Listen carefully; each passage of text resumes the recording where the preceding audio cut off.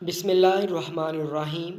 ایک بار حضور اکرم صلی اللہ علیہ وسلم مومنین کو صدقہ کی تلقین فرما رہے تھے کہ ایک اعرابی آن پہنچا جس کے پاس ایک بڑی خوبصورت اونٹنی تھی، بڑی ہی خوش رفتار اور خوش خرام۔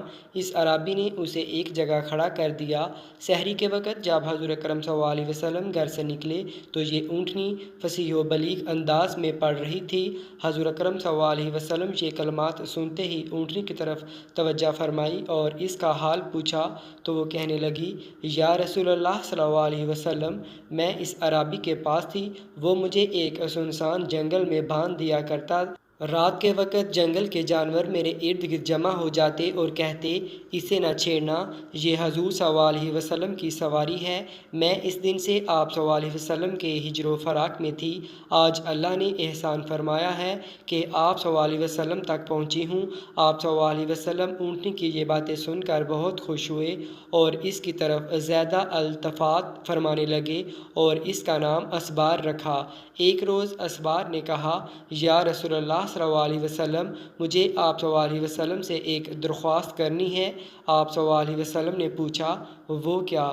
عرض کیا، آپ اللہ سے میری یہ باتیں منظور کروا دیجئے کہ جنت میں بھی میں آپ صلی اللہ علیہ وسلم کی سواری رہوں، اور دوسری بات یہ کہ مجھے آپ صلی اللہ علیہ وسلم کے وصال سے پہلے موت آ جائے تاکہ میری پشت پر کوئی دوسرا سواری نہ کر سکے۔ آپ صلی اللہ علیہ وسلم نے اسے یقین دلایا کہ تمہاری پشت پر کوئی سواری نہ کرے گا۔ جب حضور صلی اللہ علیہ وسلم کے وصال کا وقت قریب آیا تو آپ صلی اللہ علیہ وسلم نے حضرت فاطمہ الزہرا رضی اللہ تعالیٰ عنہا کو بلا کر وصیت کی کہ اسبار پر میرے بعد کوئی سواری نہ کرے، کیونکہ میں نے اس سے عہد کیا ہے، بیٹی تم خود اس کی دیکھ بھال کرنا۔ انا حضرات صلی اللہ علیہ وسلم کے وصال کے بعد اس اونٹنی نے کھانا پینا چھوڑ دیا اور آپ صلی اللہ علیہ وسلم کے فراق میں گمسم رہنے لگی۔ ایک رات حضرت فاطمہ اس اونٹنی کے نزدیک سے گزریں تو وہ اونٹنی آپ رضی اللہ تعالیٰ عنہا کو دیکھ کر یوں گویا ہوئی، اے اللہ کے رسول صلی اللہ علیہ وسلم کی صاحبزادی، جب سے میرے رسول صلی اللہ علیہ وسلم کا وصال ہوا ہے میں نے گھاس کھانا پینا چھوڑ دیا ہے۔ خدا کرے مجھے جلد موت آ جائے، کیونکہ مجھے اس زندگی سے حضور صلی اللہ علیہ وسلم کی غلامی زیادہ پسند ہے۔